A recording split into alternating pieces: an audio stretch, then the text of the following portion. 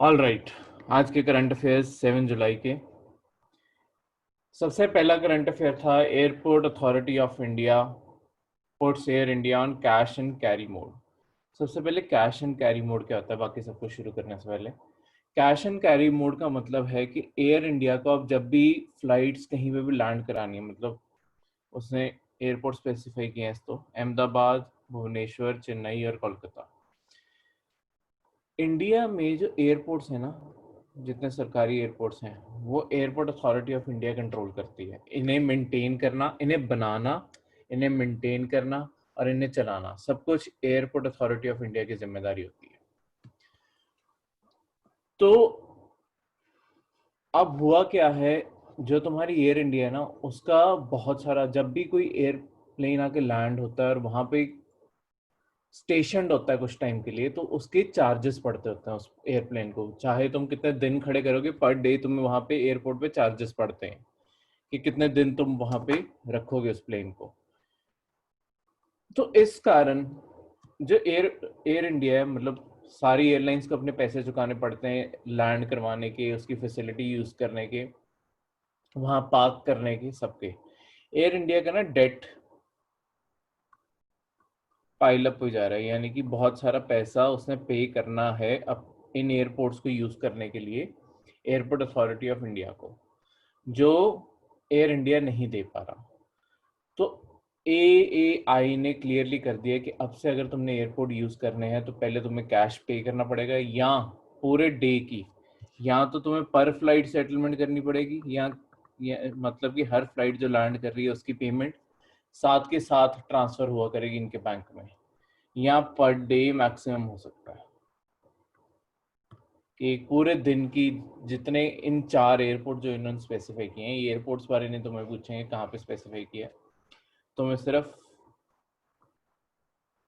ये पता होना चाहिए कैश एंड कैरी मोड क्या है, और उसके बाद इन अथॉरिटीज बारे। कैश एंड कैरी मोड का मतलब है कि पहले फ्लाइट और उसकी, मतलब फ्लाइट चलाने से पहले और एयरपोर्ट की सारी फैसिलिटीज यूज करने से पहले तुम पेमेंट करोगे, फिर ही तुम फैसिलिटीज यूज कर सकते हो। नहीं तो तुम्हारी एयरलाइंस को परमिशन नहीं मिलेगी पैसेंजर्स को बिठाने की और टेक ऑफ करने की। ठीक है, तो सबसे पहले जो तुम्हें जिस अथॉरिटी के ऊपर क्वेश्चन आ जाते होते हैं, तो एयरपोर्ट अथॉरिटी ऑफ इंडिया के ऊपर तुम्हें क्वेश्चन आ सकता है। ये originally international airport authority of India के तौर पे एक बनाई गई थी जिस 1972 में, और जो इंटरनेशनल एयरपोर्ट्स को संभालती थी, और एक नेशनल एयरपोर्ट्स अथॉरिटी बनाई गई थी एनएए, जो 1986 में बनाई गई थी। इन दोनों को 1995 में मर्ज कर दिया गया, दोनों को जोड़ दिया गया और एक single authority, airport authority of India बना दी गई, जिससे इंटरनेशनल एंड नेशनल दोनों फंक्शन इसे ट्रांसफर कर दिए गए। मतलब पहले इंटरनेशनल के लिए अलग ऑर्गेनाइजेशन थी और नेशनल के लिए अलग थी, वो दोनों एक के अंडर ही कर दिए गए 1995 में। ठीक है, ये एक स्टैट्यूटरी बॉडी है। स्टैट्यूटरी बॉडी का क्या मतलब होता है? एक्ट है ना कोई। बिल्कुल, कोई एक्ट के थ्रू क्रिएट की गई है। तो पार्लियामेंट ने कौन सा एक्ट पास किया था? The airports authority of India act 1994 में, तभी ये 95 में एग्जिस्टेंस में आई है। ठीक है, तो ये देखो एक्ट भी साथ में लिखा हुआ है ब्रैकेट में, created through airport authority of India act 1994। यानी कि स्टैट्यूटरी बॉडी का मतलब हमेशा होता है कि कोई ना कोई एक्ट है पीछे, या पार्लियामेंट का होगा या लेजिस्लेचर का, पर ये नेशनल सब्जेक्ट है, इस कारण यूनियन के एक्ट से बनी है ये।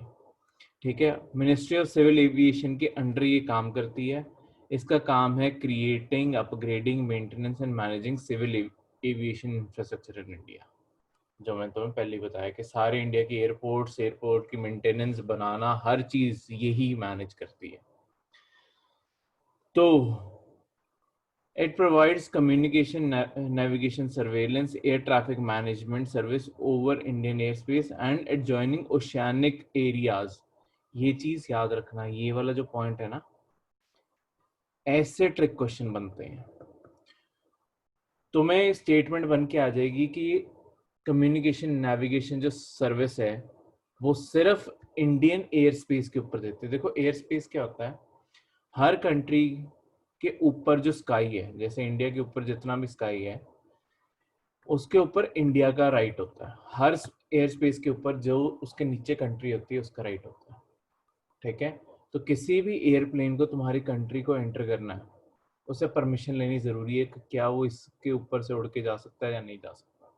ठीक है, जैसे जब इंडिया और पाकिस्तान के रिलेशन खराब होते हैं, पाकिस्तान अक्सर अपनी एयर स्पेस हमारे लिए बंद कर देता है, तो हमारी सारी फ्लाइट्स को इधर से घूम के जाना पड़ता है, हम पाकिस्तान के ऊपर से नहीं जा सकते। ठीक है, ये एयर स्पेस का कंसेप्ट समझ आ गया। जिस भी देश के ऊपर जितना भी आसमान है वो उस देश को बिलोंग करता है, उसकी एयर स्पेस कहते हैं कि वो उसकी एयर स्पेस है। तो हम सिर्फ कम्युनिकेशन जो नेविगेशन सर्विस है ये सिर्फ हम अपनी एयर स्पेस में देते, एडजॉइनिंग ओशियानिक एरियाज में, यानी कि हमारे अरेबियन सी, इंडियन ओशन नीचे और बे ऑफ बंगाल के एरिया में भी हम ये सर्विस प्रोवाइड करते हैं। वहां पे डायरेक्टली बस, अगर तो इतना क्वेश्चन आया तब भी गलत नहीं होता, पर अगर एंड में ओनली जोड़ दिया गया कि airport authority of India provides communication navigational service only over the Indian airspace और it is exclusively over the Indian airspace, वो गलत होगा। एक्सक्लूसिव या ओनली का मतलब होता है कि सिर्फ यहीं पे, पर हमने यहाँ पे करंट अफेयर्स पढ़ते हुए पढ़ा है ना कि आसपास के ओशियानिक एरिया में भी हम प्रोवाइड करते हैं, यानी कि कोई अगर एरोप्लेन इंडियन ओशन के ऊपर से उड़ रहा है, हम उसे कंट्रोल नहीं करते, हम ये नहीं कह सकते तुम उड़ नहीं सकते, पर ऑब्वियसली तुम्हें लगातार कहीं ना कहीं आसपास के स्टेशन से कम्युनिकेट करना पड़ता है, ये जानने के लिए वेदर कैसा है, कहाँ पे फ्लाई करें, पाथ कौन सा सही है, वो सब कुछ। तो हम आसपास के जितने भी हमारे ओशियानिक एरियाज हैं, हम इन सब में प्लेन्स को गाइडेंस भी प्रोवाइड करते हैं। ठीक है, तो वो एयरपोर्ट अथॉरिटी ऑफ इंडिया ये एडजॉइनिंग क्वेश्चंस में ये काम भी करना है, ये इंपॉर्टेंट चीज है, इसलिए मैंने ये पॉइंट खासकर अलग से बताया था। उसके बाद हाँ, कई बार ना थोड़े से फैक्चुअल चीज़ों के क्वेश्चन आते हैं। ठीक है, इसमें सिर्फ ये याद रखना, airport authority currently manages 137 airports. ठीक है, जिसमें 23 इंटरनेशनल एयरपोर्ट्स इंडिया में मैनेज करता है, ये कस्टम एयरपोर्ट्स मैनेज करने की जरूरत है, 81 डोमेस्टिक करता है, बाकी सब कुछ करने की जरूरत नहीं है। सिर्फ 23 इंटरनेशनल एयरपोर्ट्स और 81 डोमेस्टिक ही मैनेज करता है और टोटल 137 करता है। बस ये 3 फिगर्स का फैक्ट याद रखना। ठीक है, ये ग्राउंड इंस्टॉलेशन भी मैनेज करता है। ठीक है, जिससे मतलब कि जैसे रडार सिस्टम ये सब कुछ प्रोवाइड करता है। इसके टोटल 29 रडार इंस्टॉलेशन है 11 लोकेशंस पे, सारे प्लेन्स की मूवमेंट डिटेक्ट करने के लिए, कि ये फैक्ट याद रखना जो लास्ट में लिखा हुआ। क्लियर है? Next is air India. Air India थोड़ा सा मैं तुम्हें जो आज मैं पॉइंट में बताने लगा हूँ, थोड़े दिन पहले मैंने तुम्हें इसकी हिस्ट्री बताई थी, कहाँ से आई है और कहाँ दोबारा जा रही है। तो थोड़ा सा पहले पढ़ते हैं इसके बारे में, फिर दोबारा से वो हिस्ट्री बताता हूँ। एयर इंडिया जो है फ्लैग कैरियर एयरलाइंस है इंडिया की, यानी कि गवर्नमेंट की अपनी एयरलाइंस है, जिसका हेड क्वार्टर न्यू दिल्ली में है। ठीक है, it is owned by air India limited, जिसकी कंपनी ओन करती है वो है air India limited. Government owned enterprise है जो एयरबस और बोइंग की fleet 102 domestic and international destinations को फ्लाई करती है। 102 एयरपोर्ट्स पे ये 102 डेस्टिनेशंस पे ये ट्रैवल करते हैं, मतलब 102 रूट्स हैं ये जिनके ऊपर ये जाती है। लार्जेस्ट इंटरनेशनल कैरियर है ये इंडिया का। ठीक है, 18.6% मार्केट शेयर है इसका। ठीक है, तो सबसे ज्यादा इंटरनेशनल फ्लाइट्स एयर इंडिया की ही जाती हैं इंडिया से। उसके बाद जो मैंने तुम्हें हिस्ट्री बताई थी, ओरिजिनली ये टाटा एयरलाइंस के तौर पे शुरू हुई थी, जीआरडी टाटा ने शुरू किया था 1932 में, यानी कि इंडिपेंडेंस से पहले इंडिया की फर्स्ट एयरलाइन आ चुकी थी 32 में ही। ठीक है, टाटा एयरलाइंस के नाम से जीआरडी टाटा। जीआरडी टाटा को वो ट्रेंड पायलट थे और उन्हें बहुत ज़्यादा शौक था एयरप्लेन्स का, तभी उन्होंने टाटा एयरलाइंस शुरू करवाई थी। ठीक है, तो फर्स्ट सिंगल इंजन प्लेन जो था, ये प्लेन का नाम है, फ्रेंच प्लेन है, डी हैविलांड पॉस्मॉथ, ये उन्होंने खुद फ्लाई किया था। ये एयर मेल का प्लेन था, यानी कि जो चिट्ठियां या पार्सल्स लेके जाता है, उसका प्लेन, स्टार्टिंग में अभी कमर्शियल एयरलाइंस नहीं शुरू हुई थी, अभी इन चीज़ों के लिए एयर का यूज़ हो रहा था। कराची टू बॉम्बे उन्होंने फ्लाई किया था, ठीक है, बॉम्बे का जुहू एयरडोम वहाँ तक आए थे, और बाद में टू मद्रास तक भी गए थे, यानी कि चेन्नई, ठीक है। तो कराची से मुंबई, मुंबई से चेन्नई, तो पहली फ्लाइट वैसे मानी जाएगी कराची टू मुंबई, ये बाद में तो एडजॉइनिंग अलग थी।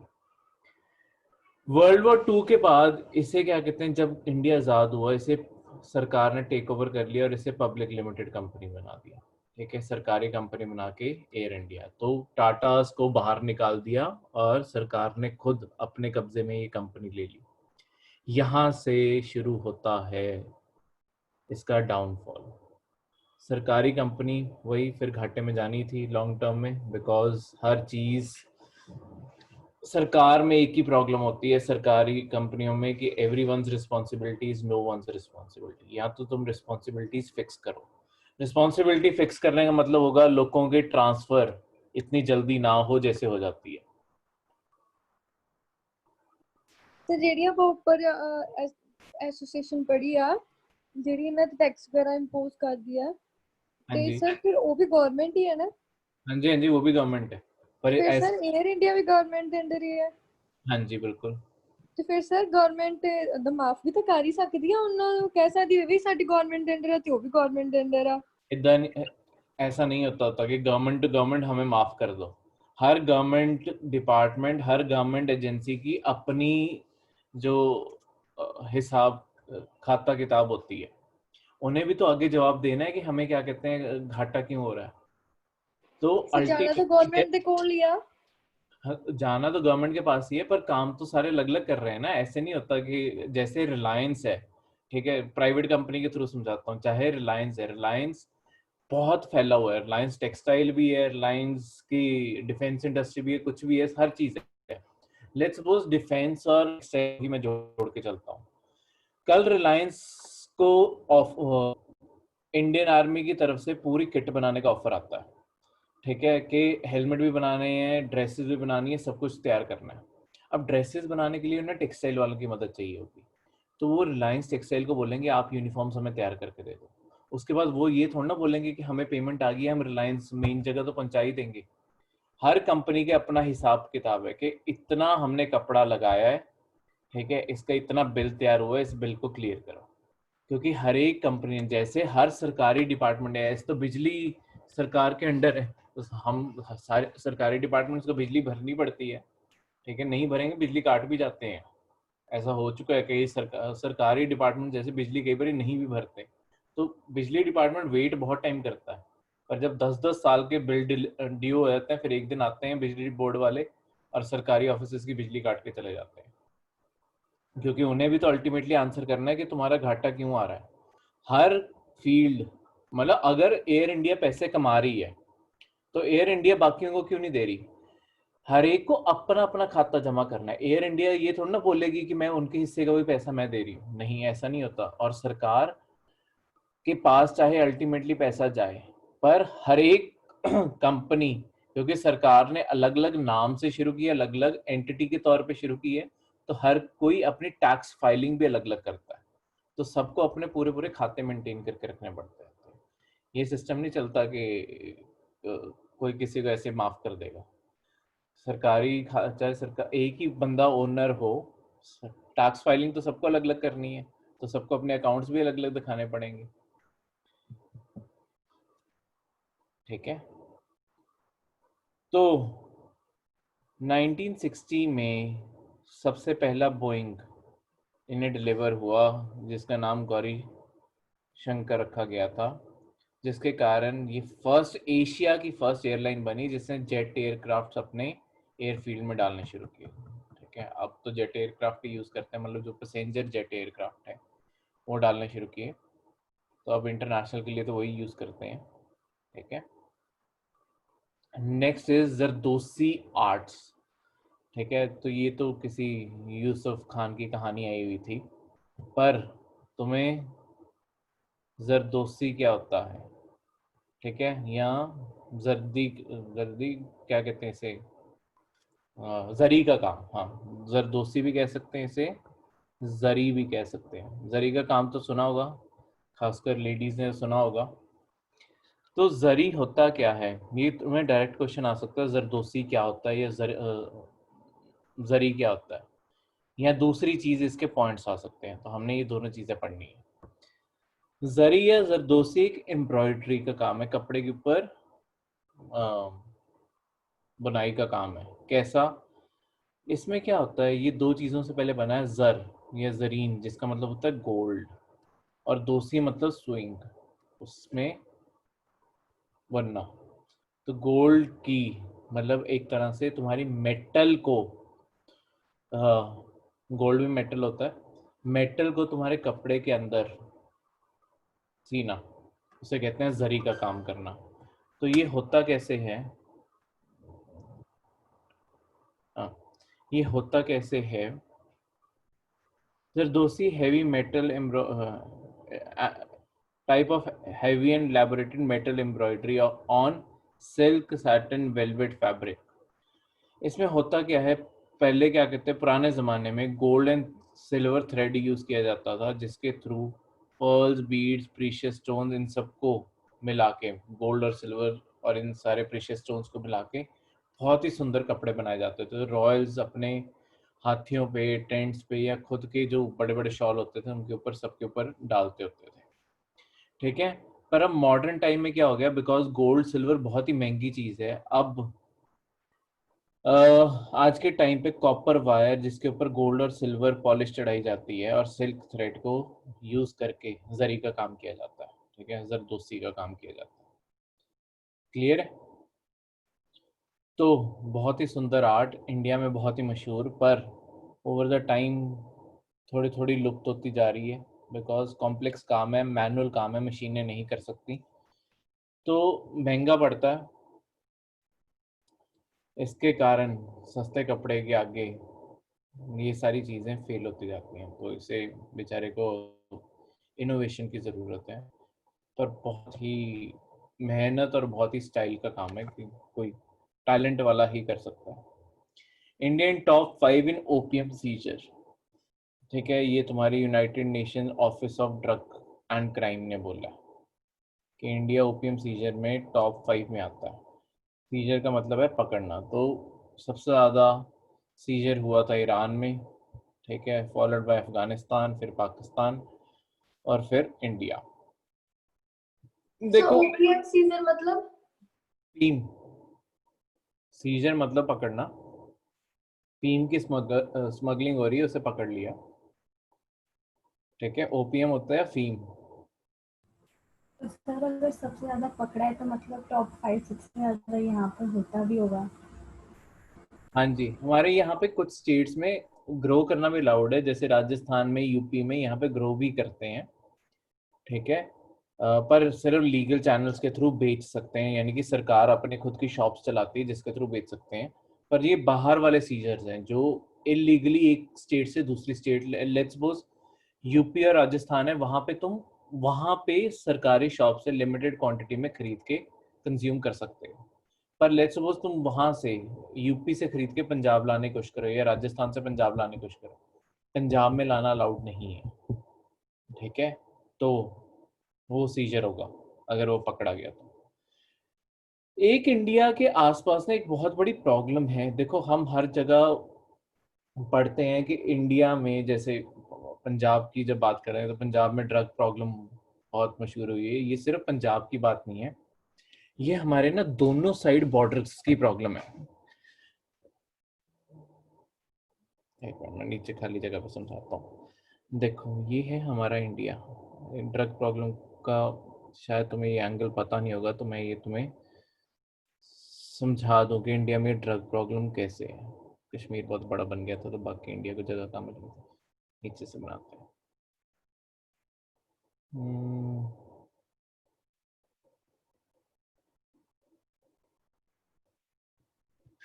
चलो, थोड़ा सा मैं पाकिस्तान ज़्यादा ले गया, चलो कोई बात नहीं। इस साइड आ गया, देखो। इसके बाद हमारे यहाँ पे आता है पाकिस्तान, पाकिस्तान के ऊपर आता है अफगानिस्तान, और इस साइड पे ईरान।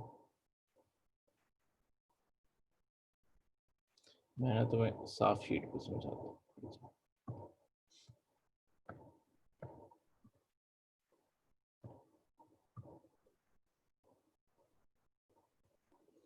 दोबारा से साफ शीट पे समझाता हूँ।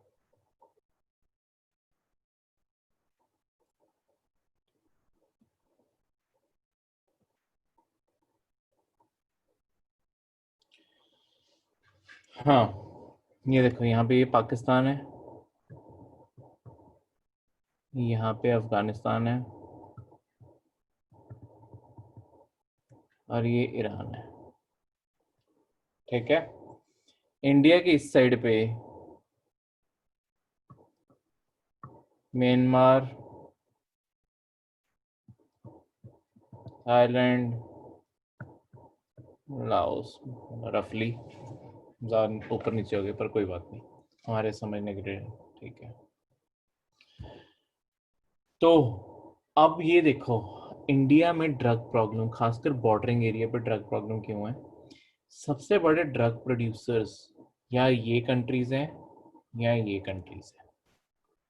ठीक है, इसे कहते हैं क्रिसेंट। ये मतलब 3 के ग्रुप को कहते हैं गोल्डन क्रिसेंट।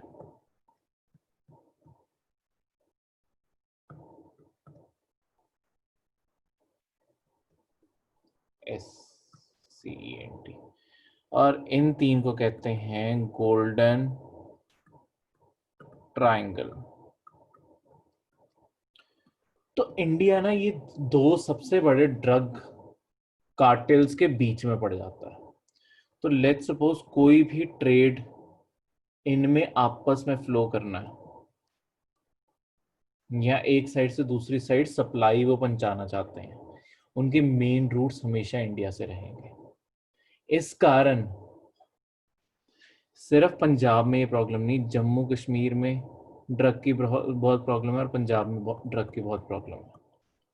ठीक है, ये राजस्थान में भी थोड़ी बहुत है, पर ऊपर वाले एरिया में ज़्यादा है जहाँ पे बॉर्डर्स ज़्यादा पोरस है, राजस्थान तक ही लिमिटेड है। यहाँ पे इसके कारण ड्रग प्रॉब्लम है, और हमारे नॉर्थ ईस्ट में भी ड्रग की प्रॉब्लम है,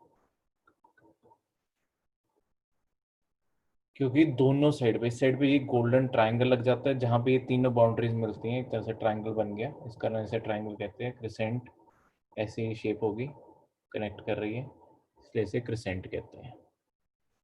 तो डायरेक्ट क्वेश्चन आ सकता है, पहले तो गोल्डन क्रिसेंट किन किन 3 कंट्रीज को बोला जाता है? Afghanistan, Iran, Pakistan. Golden triangle किन 3 को बोला जाता है? Myanmar, Laos, Thailand. ठीक है, और जब मेंस में इंटरनल सिक्योरिटी में जब हम ड्रग का प्रॉब्लम हमारे उसमें पढ़ेंगे सोसाइटी में या कहीं पे भी, तब ये वाला पॉइंट लिखना मत भूलना कि इंडिया इन दोनों के बीच में पड़ता है, तो इन दोनों का नेगेटिव असर बीच में पोर इन होगा ही होगा। ठीक है, ये प्रॉब्लम बनती ही बनती है। क्लियर?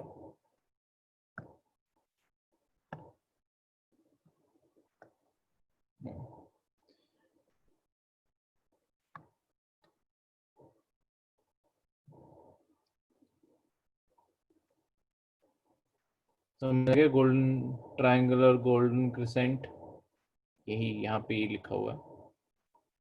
ठीक है, ये 3 कंट्रीज के यहाँ नाम लिखे हैं। रुआक और मीकोंग रिवर जहाँ पे मिलती है, मीकोंग कहती है, मीकोंग रिवर जहाँ पे मिलती है, वहाँ पे गोल्डन ट्रायंगल मिलता है। मतलब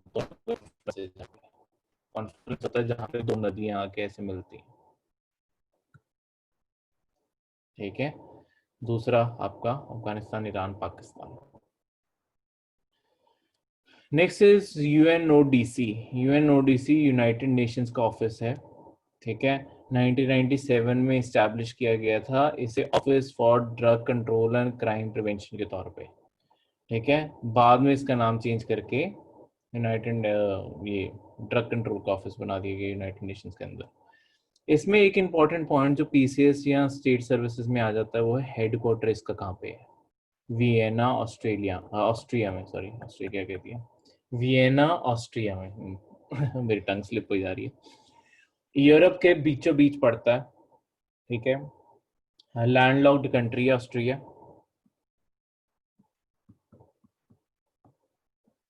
लैंडलॉक्ड का मतलब होता है जिसे कोई भी साइड से समुंदर नहीं लगता, हर साइड से लैंड है इसके, तो ये लैंडलॉक्ड है। एक साइड पे जर्मनी लग जाता है, एक साइड पे स्विट्जरलैंड, एक साइड पे इटली, और छोटे मोटे देश लगते हैं, स्लोवेनिया, स्लोवाकिया जैसे इससे देश भी लगते हैं। तो ऐसे ये घिरा हुआ है उनसे। ठीक है, उसके बाद हाँ, इसे इस्टेब्लिश इसलिए किया गया था कि ड्रग, टेररिज्म और करप्शन रिलेटेड कन्वेंशन, ट्रीटीज, इन सब के ऊपर ये टेक्निकल एडवाइस भी दे सके, गवर्नमेंट्स की हेल्प कर सके कैसे इन्हें कॉम्बैक्ट करना है। एक अगला पॉइंट जो याद रखने वाली बात है, इसका 90% जो बजट है वो वॉलेंट्री कंट्रीब्यूशन, यानी कि कोई फिक्स नहीं है, देशों के ऊपर जिम्मेदारी नहीं है कि इसके ऊपर कंट्रीब्यूट करना ही करना है। और वॉलेंट्री कंट्रीब्यूशंस गवर्नमेंट भी कर सकती हैं, प्लस प्राइवेट ऑर्गेनाइजेशंस भी कर सकती हैं, कोई भी कर सकता होता है, तुम भी चाहो तुम भी कंट्रीब्यूट कर सकते हो। तो इसका 90% जो बजट है वो यूनाइटेड नेशन से नहीं आता, वो वॉलेंट्री कंट्रीब्यूशन से आता है, यानी कि कोई भी डोनेट कर सकता है, पर ज़्यादातर गवर्नमेंट्स डोनेट करती हैं दुनिया भर की।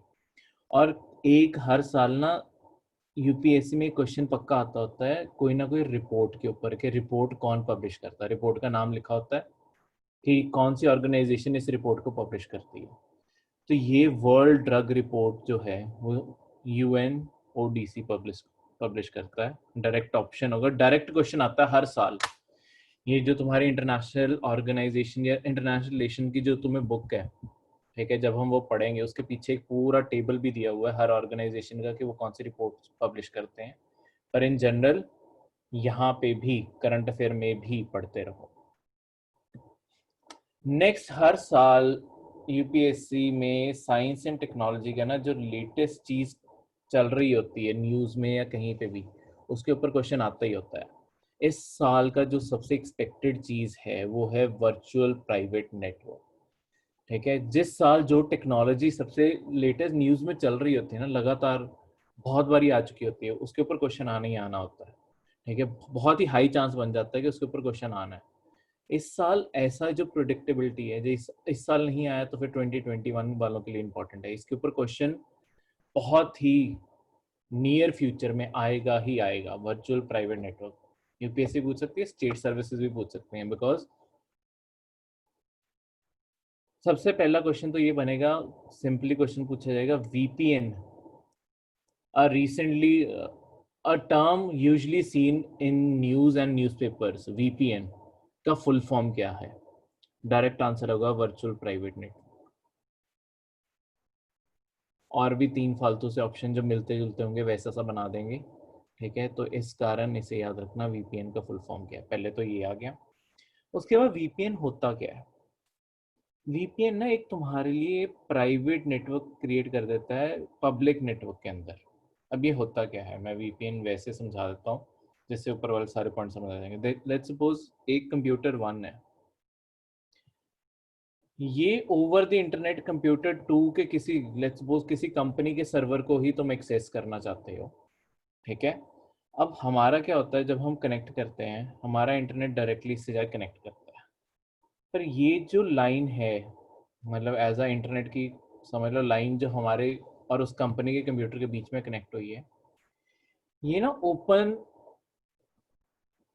हो सकती है आराम से और एक्सेसिबल हो सकती है हैकर्स को। सेंसिटिव इंफॉर्मेशन है, पासवर्ड भर रहे हो, क्रेडिट कार्ड डिटेल्स भर रहे हो, कुछ भी भर रहे हो, तो अगर तुम्हारे कंप्यूटर पे ना वो डायरेक्टली है, चाहे दूसरा कंपनी के कंप्यूटर ऑब्वियसली थोड़ा सा ज़्यादा हाईटेक चीज़ें मॉनिटर करके चलेंगी, पर तुम्हारी साइड से अगर तुमने कभी कोई भी, जैसे कहते होते हैं अननोन लिंक्स पे क्लिक ना करो, कुछ ना करो, वो इसलिए होता है क्योंकि एक बार ही हैकर्स को तुम्हारे कंप्यूटर या तुम्हारे फ़ोन का एक्सेस मिल जाए, वो इस चीज़ को कभी भी तोड़ेंगे और इसके अंदर तुम्हारी चीज़ को एक्सेस कर सकते हैं। वीपीएन क्या करता है, वीपीएन ना तुम्हारे कंप्यूटर से तुम जहां पे भी कनेक्ट करना चाहते हो एक तरह से एक वर्चुअल टनल बना देता है। ये टनल है क्या, एक तरह से इनक्रिप्ट कर देता है सारा डाटा, ताकि कोई भी हैकर तुम्हारी इस चीज को ना एक्सेस कर पाए। ठीक है, तो तुम अब पेनिट्रेट कर जाओगे बिना हैकर्स के कांटेक्ट में आए हुए ओपन इंटरनेट्स पे। खासकर जब माना जाता है कि जब हम पब्लिक प्लेसेस पे इंटरनेट चलाते हैं, जैसे तुम्हारे कैफेज में लिखा होता है ना फ्री वाईफाई ये सब कुछ, वो वाईफाई के थ्रू तुम्हारा पीसी हैक किया जा सकता होता है। तो अगर कहते होते हैं कि ऐसी जगहों पे बैठ के अगर तुमने कभी इंटरनेट चलाना है तो हमेशा वीपीएन यूज करो, क्योंकि ये पब्लिक नेटवर्क में ही तुम्हारा प्राइवेट नेटवर्क एक्सटेंड कर देता है। ये ऑप्शन आएगा, ठीक है। प्राइवेट नेटवर्क कैसे हो गया, ऐसे एक टनल बना दी इंक्रिप्शन की, तो तुम कोई भी इंटरनेट पे डाटा भेज रहे हो वो कोई और मतलब से इंटरनेट पे जा रहा होगा, जिससे डाटा हैक करना, स्टडी करना और उसके बाद हैक करना आसान नहीं है, ठीक है। तो और इसके क्या फंक्शंस हैं और क्या चीज़ें बताने वाली हैं, इसे और चीज़ों के लिए भी यूज़ किया जाता है, जैसे कि इसे जियो रिस्ट्रिक्शंस को सरकमफ्रेंट करने के लिए यूज़ किया जा सकता है। जियो रिस्ट्रिक्शंस क्या होती हैं, जैसे ना बहुत सारे तुम्हारे इंटरनेट सर्विसेज हैं, हुलू जैसी कुछ, जैसे नेटफ्लिक्स और अमेजोन प्राइम में वैसे हुलू होता है। हुलू इंडिया में अवेलेबल नहीं है, ये अमेरिका की चीज़ है। पर अगर तुम हुलू देखना चाहते हो, तुम इंडिया बैठ के हुलू कैसे देख सकते हो, मतलब ज़रूरी नहीं है, मैं तुम्हें कह नहीं रहा कि तुमने देखना ही देखना है। हुलू भी वैसे ही एक स्ट्रीमिंग प्लेटफॉर्म है जैसे तुम्हारे नेटफ्लिक्स और वो है, मतलब बस हुलू इंडिया में कभी आया नहीं है तो इस कारण इंडिया में भी अवेलेबल नहीं है। पर लेट्स सपोज तुम हुलू देखना चाहते हो, तो तुम क्या कर सकते हो, वीपीएन तुम्हें ये भी ऑप्शन देता है कि तुम अपने इंटरनेट, जब ये पब्लिक इंटरनेट पे जा रहा है, तुम अपनी कंट्री भी डिफरेंट शो कर सकते हो। जैसे कि तुम शो कर सकते हो तुम यूएसए में बैठे हो, फिर वहां पे हुलू चल पड़ेगा, ठीक है। तो तुम्हारे इंटरनेट को, तुम्हारा अल्टीमेटली करता क्या है, जहाँ पे अल्टीमेटली जाके हुलू के सर्वर पे शो होना है कि ये बंदा कहाँ से एक्सेस कर रहा है, वीपीएन नेटवर्क क्या करेगा, तुम्हारी टनलिंग के थ्रू वो ऐसे दिखा देगा कि ये बंदा अमेरिका से, यूएसए से बैठ के एक्सेस कर रहा है, पीछे चाहे तुम इंडिया में बैठे हो। तो इसे कहते हैं जियो रिस्ट्रिक्शंस को सरकमफ्रेंस करना, यानी कि घुमा देना। जोग्राफिकली जो रिस्ट्रिक्शंस की हुई हैं अभी इन प्लेटफॉर्म्स हैं या किसी वेबसाइट, कोई भी कर सकता है, उसे बढ़ा सकता है। ये तुम्हारे इन चीज़ों के लिए अभी क्यों इम्पोर्टेंट है, तो बेसिकली जो तुम्हारा वीपीएन नेटवर्क है ना, जो तुम्हारी चाइनीज एप्स बैन हुई हैं, इसमें एक चीज है कि वीपीएन नेटवर्क्स यूज करके लोग पहले चाइनीज ऐप एक्सेस कर लेते थे। इस बार अब सरकार ने जो बैन लगाया है ना, ये बैन वर्चुअल प्राइवेट नेटवर्क्स पे भी एक्सटेंड हो रहा है, यानी कि तुम वीपीएन यूज करके भी चाइनीज ऐप नहीं यूज कर सकते, ठीक है। नहीं तो क्या होता था, अगर लेट्स सपोज इंडिया ने बैन लगाया है, तो थोड़ा सा रिपीट करना, क्या चीज, ये आपकी आवाज कट रही है, थोड़ा सा रिपीट करना, मेरा नेट लैग हो जाता है। कहाँ से रिपीट करूं? तो वो अमेरिकन ऐप उसके बाद। अच्छा, देखो वही, चलो चाइनीज ऐप के थ्रू समझाता हूँ। जियो सरकमवेंट जियो रिस्ट्रिक्शंस को कैसे हटाते होते हैं वीपीएन के थ्रू, वो चीज़ बता रहा था। देखो जैसे इंडिया ने चाइनीज ऐप बैन की, तो बेसिकली तुम्हारा फ़ोन डिटेक्ट कर रहा है कि तुम इंडिया के अंदर हो और तुम्हें प्ले स्टोर नहीं अलाउ करेगा कोई भी वो वाली ऐप्स अब डाउनलोड करना या चलाना। तुम अगर तब भी चलाना चाहते हो, पहले क्या होता था, लोग वीपीएन इंस्टॉल करते थे, वीपीएन में स्टार्ट पे क्लिक करो, वीपीएन जब शुरू हो जाएगा, वीपीएन पूरे फ़ोन को प्राइवेट नेटवर्क दे देता है, तुम उससे अपनी कंट्री चूज कर सकते हो। जियो रिस्ट्रिक्शन है जोग्राफिकल, जियो का मतलब है जोग्राफिकल, सिर्फ इंडिया में रिस्ट्रिक्शंस है ना। तुम अगर वीपीएन के थ्रू अपने फ़ोन की कंट्री मार्क कर देते हो, कोई भी, लेट्स सपोज फ्रांस मार्क कर देते हो, तो फ्रांस में तो जैसे जो बहुत ही पॉपुलर ऐप बैन हुई है टिकटॉक, फ्रांस में तो टिकटॉक नहीं बैन, टिकटॉक चल पड़ेगी। इससे होता है सरकमफ्रेंट करना जियो रिस्ट्रिक्शंस को। इंडिया में टिकटॉक बैन हो गया, पर तुमने फ्रांस के थ्रू टिकटॉक एक्सेस कर लिया वीपीएन यूज करके। अब इंडिया की गवर्नमेंट ने वीपीएन पे भी ये बैन एक्सटेंड किया है, ठीक है, चाइनीज ऐप्स को लेके। बाकी सारी चीजें वीपीएन पे अभी भी चल जाएंगी, चाइनीज ऐप को लेके वीपीएन पे भी ये लागू करवाया है कि वीपीएन अगर कोई भी इंडिया की इन एप्स को लेके सरकमफ्रेंट करवाता है जियो रिस्ट्रिक्शंस, तो उस वीपीएन का इंडिया में बैन लग जाएगा। वीपीएन एक बहुत ही प्रॉफिटेबल बिजनेस है। ये पेड होते हैं, कुछ फ्री भी दे सकते होते हैं, पर ज़्यादातर ये जो बेटर सर्विसेज हैं वो हमेशा पेड होंगी। ये बहुत ही प्रॉफिटेबल हैं, तो ये कभी किसी कंट्री से अपनी जुरिस्डिक्शन नहीं गंवाना चाहेंगे। ठीक है, let's suppose VPN he ban हो गया, फिर क्या करोगे? तो पूरी पूरी कंपनीज इन्हें चला रही हैं बड़े साइज की, तो इस कारण जो बड़ी कंपनीज हैं उन सारी वीपीएन ने भी कंप्लाई किया है कि हाँ हम नहीं यूज़ करने देंगे।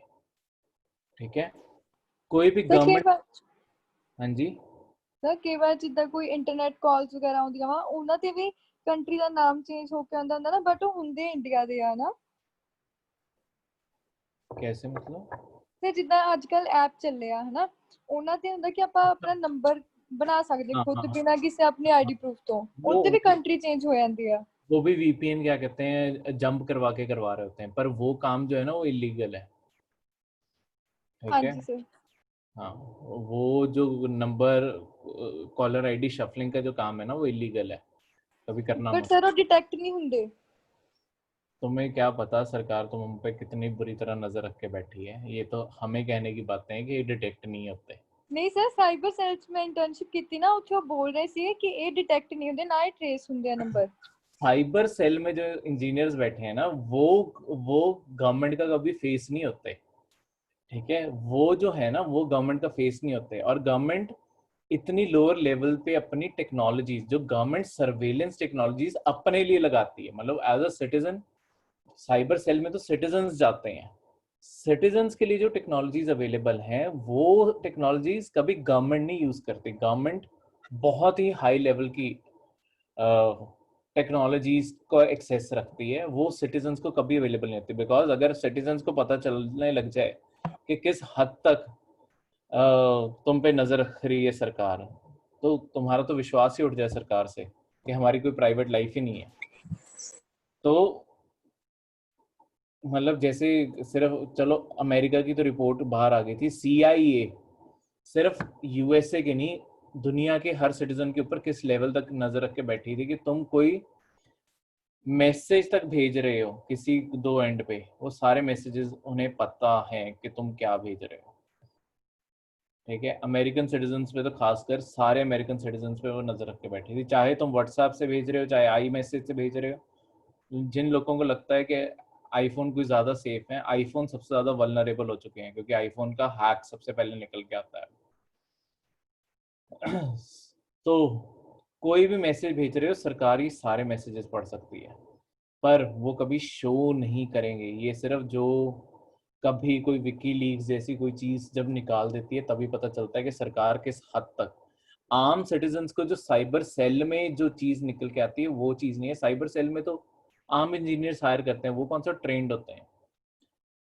तो असली लेवल से सरकार की सर्वेलेंस को बहुत ही हाई एंड है। तो ये तो विकीलीक्स जैसे ही कभी कभी लीक करके बता देते हैं कि सरकारें हम पे कितनी नज़र रख के बैठी हैं। तो हम जितनी मर्जी कोशिश कर लें कि सरकार राइट टू प्राइवेसी आर्टिकल 21, सरकार कहती है हाँ राइट टू प्राइवेसी है, क्यों अंदर की इंफॉर्मेशन कभी बाहर ही नहीं आने देनी। ठीक है, जो ज़रूरी भी है एक तरह से, मतलब चलो तुम्हारा राइट टू प्राइवेसी वायलेट हो रहा है, पर दूसरी साइड जो तुम्हारा राइट टू एक्चुअल लाइफ है वो इसके कारण सिक्योर भी होता है। उन लोगों के बारे, मतलब सरकार को कोई इंटरेस्ट नहीं है तुम अपने दोस्तों को क्या मैसेज कर रहे हो। ठीक है, सरकार को सिर्फ ये जानना है कि तुम किससे कोई बॉम्ब की रेसिपी तो नहीं पूछ रहे। तो ऐसी चीजें रोकने के लिए ऑब्वियसली सरकार का एक हाई हैंड, ऐसे कहते हैं कि सरकार अपना हाई हैंड यूज कर रही है। सरकार का हाई हैंड होना बहुत जरूरी है, क्योंकि नहीं तो कभी पता ही ना चल पाए। पर इसके मिसयूज भी होते हैं कि जो गवर्नमेंट की टॉप पोस्ट पे बैठे हैं वो चाहें, मतलब जिन्हें इन चीज़ों का एक्सेस है, वो चाहें तो इंडिया में छोड़ा आसपास के जहाँ तक एक्सेस है उनका, वहां तक कोई भी इंफॉर्मेशन किसी भी फोन की कोई भी चीज़ की निकाल सकते हैं, कोई कुछ नहीं कर सकता। ठीक है तो ऐसे ही चीज़ें ऑपरेट करती हैं, ठीक है। वीपीएन का अगला थ्रेट भी तो हमें ये आया है। वीपीएन के थ्रू अभी अभी हमें पता चला जम्मू कश्मीर में टेररिस्ट भी वीपीएन यूज़ कर रहे हैं इंडिया से, ताकि ट्रैकिंग ना हो पाए। पर अब वही है, जब ये चीज़ पता चल जाती है सरकार को, तो ऑब्वियसली सरकार ने इसका तोड़ भी निकालना है, तभी तो तुम उन्हें ट्रैक कर पाओगे। अगर वो वीपीएन यूज़ करके अपने आप को लेट्स सपोज जर्मनी या ऑस्ट्रिया में ही सर्वर्स के थ्रू चैट कर रहे हैं, तो इंडिया से कई बार वो बाहर आ जाती है। तो इंडिया को अगर ट्रैक करना है तो इंडिया को एक टेक्नोलॉजी आगे रखनी ही पड़ेगी। तो governments actually invest in these things, क्योंकि अल्टीमेटली ये सरकार के हित में है सारी चीज़ें। क्लियर है? तो ये थे तुम्हारे आज के करंट अफेयर्स।